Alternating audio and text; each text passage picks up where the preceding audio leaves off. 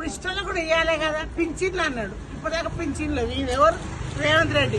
ఇప్పటిదాకా పాదల్లో పింఛన్లు కూడా వేయలేదు. మాకు కూడా పింఛన్ గరీబోళ్ళం, ఇప్పుడున్న సౌకర్యం కదా, గరీబోళ్ళమే కదా, మాకు కూడా పింఛన్లు ఇస్తున్నాడు. ఒంటరి మహిళలు కొడుకులు లేరు, మాకు 2 బిడ్డలే. ఇల్లు కిరాయి ఇంటేనే ఉంటున్నాం. మరి గరీబులకన్నా ఇవ్వాలి కదా. ఇష్టాన్ని వాగ్దానాలు చేసినాయి, ఇవ్వాలి కదా. దేనికి వాగ్దానాలు చేసాడు? 420 ఉన్న వాగ్దానాలు ఎవరికి ఇస్తుండు? మామూలుగా పేపర్లు ఇచ్చి ఆడిచ్చిండు. రాగానే చేయాలి. ఒక బస్ ఫ్రీ, బస్సు రోజు పోతామా? ఎవరో తప్పది అనుకున్న హోటళ్ళు పోతారు, హాస్టల్లో వస్తారు. మనకి బస్తో ఏమో అవసరం? ఒక 20 రూపాయలు పెట్టుకొని బతకలేము మనం ఇళ్ళలో. బస్సులే లేకపోతే పోతాం వస్తాం. బస్సులే ఫ్రీ చేసి లాభం ఏమైంది? గరీబులకి ఎన్ని ఉన్నాయి? మస్తున్నాయి. ఇప్పుడు పింఛన్లు పెద్ద అందరు ఇళ్ళలు ఉన్నారు, బేవాళ్ళు అందరు ఇళ్ళలు ఉన్నారు. పెద్ద మనుషులు, ముసలు, వయసులు 2000 పెంచి కూడా వాళ్ళకి ఇంకా లేకపోతే ఎట్లా? 2000 అన్నప్పుడు 2000 వేయాలి. ఇప్పుడు 4000 ఇస్తాను, 4000 2000 అయ్యి ఒక పేరు ఉన్నది, ఒక పేరు వస్తుంది. కేటీఆర్ తన నీకు కూడా మంచి పేరు వస్తుంది. నువ్వు అన్ని వెనకకి పెట్టి మాట్లాడతావు. ఏం మాట్లాడుతున్నావు నువ్వు? నిన్ను ఎవరు ముఖ్యమంత్రిని చేసారు? నువ్వు ఎట్లా ముఖ్యమంత్రి అయినావు? ఇప్పుడు మేమే కదా నిన్ను ముఖ్యమంత్రిని చేసింది. మేము ఎన్నుకుంటున్నాం ముఖ్యమంత్రి అయినా. ఎన్నుకోకపోతే ముఖ్యమంత్రి కాకపోతే ఇప్పుడు కరీంనగర్ గాలి ఓట్లు కలెక్ట్ చేసి కేసీఆర్ వదలకూడదు, గెలవకుండా చేసారు. ఇప్పుడు వాళ్ళే చెప్తాను కొట్టుకుంటారు.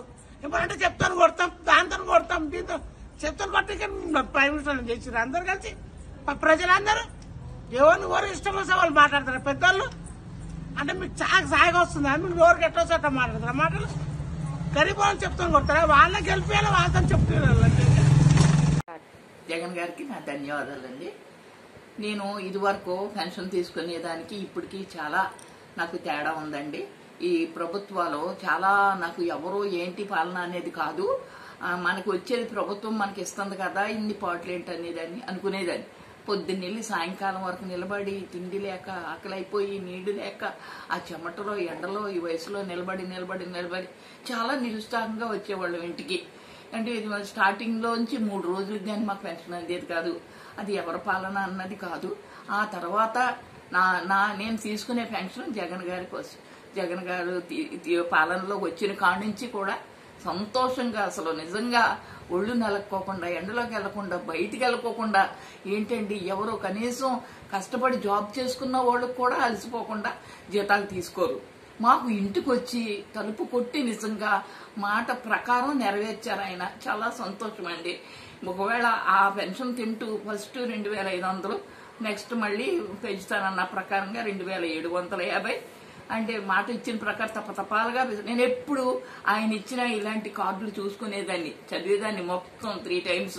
ఇంటికి అన్న ప్రకారంగా చేస్తున్నారా లేదని, అన్న ప్రకారంగా అందరికీ అన్ని విధాలుగా కూడా చేశారు చాలా మందికి. అలాగే ఇది కూడా నెరవేర్చినందుకు చాలా వందనాలు బాబు. మీకు తపతపాలుగా ఇస్తానన్న ప్రకారంగా మీ యొక్క పరిపాలన ఎండింగ్ అవుతుందనగా పెంచారు. 250 ఇప్పటికి 3000 చేశారు. చాలా నిజంగా తిన్నప్పుడల్లా నాకు గుర్తొస్తాను. మీరు మా ఆశీస్సులు, ఇలాంటి వృద్ధులందరూ ఆశీస్సులు మీకు ఉండాలి, మీ కుటుంబానికి, మీకును.